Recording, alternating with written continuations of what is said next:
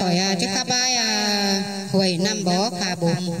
mướn mùi nữa bên hồng nữa sáng tácของải đó thành la nữa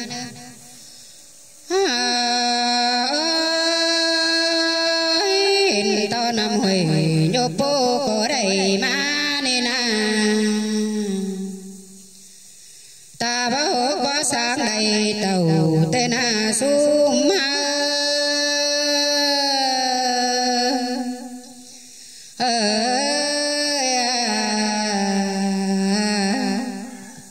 chẳng má cô số hầu nam nhớ khả bụng tên này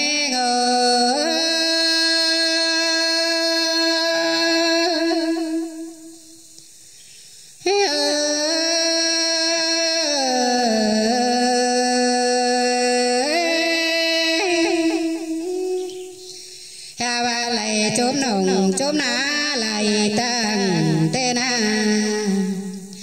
lại báo mày báo ăn xà cái có mường sang na hòa có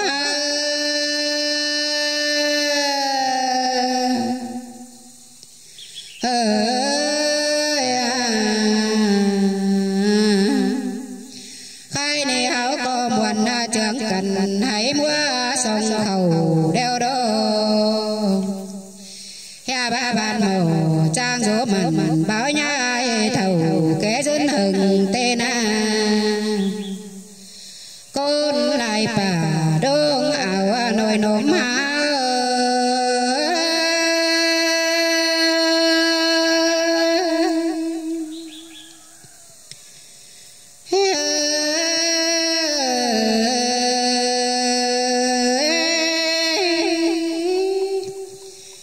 bà đương bằng dân làng tính khá nó phong khẩu nên con lại sao bà ám làng mà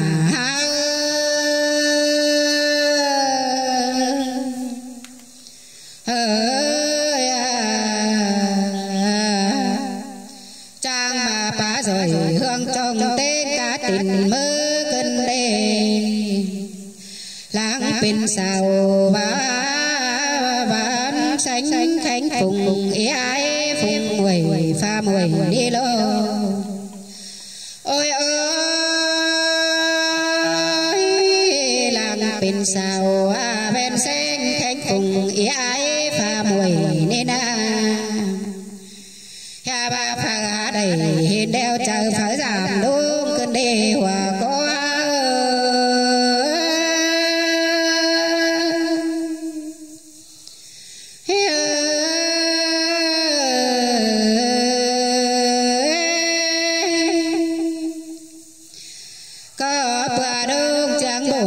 chẳng có nên sung mà cơn đế bà hạc bản đoan dân chờ hùng hiáng lào tên hòa có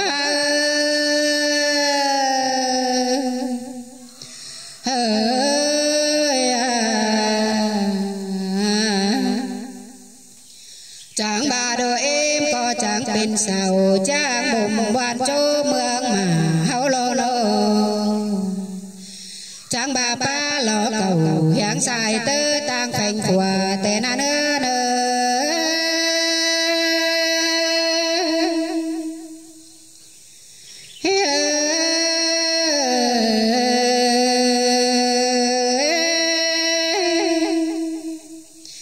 qua nên mương thành phùng ý ai điện lại cầm tê đô có số nằm bó năm hồi nhốp xoáy tà tê đô hòa có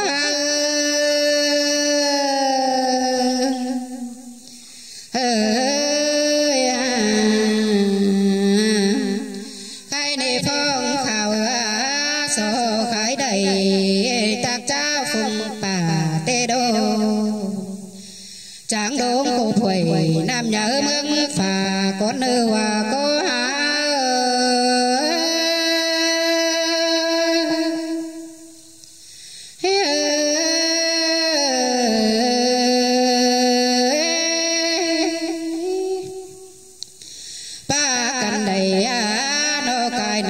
cài na ba bố đây sẽ là cơn đê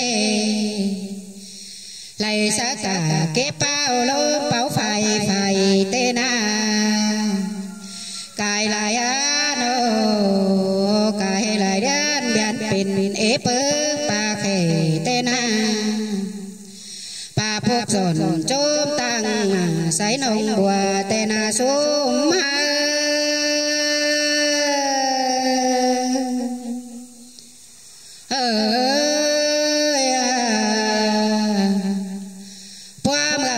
rú sùng khánh yang đào tràng tê đô